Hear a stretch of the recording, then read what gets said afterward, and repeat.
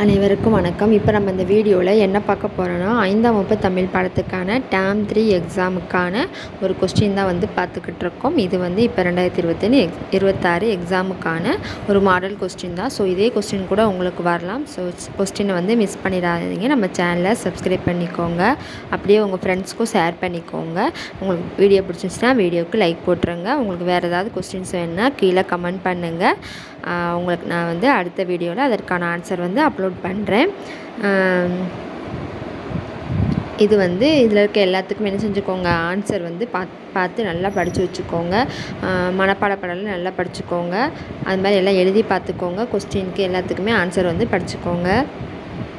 கண்டிப்பாக இதுலேருந்து நிறைய கொஸ்டின்ஸ் வரும். ஸோ இதை மிஸ் பண்ணாமல் எல்லாத்துக்கும் படிச்சுக்கோங்க.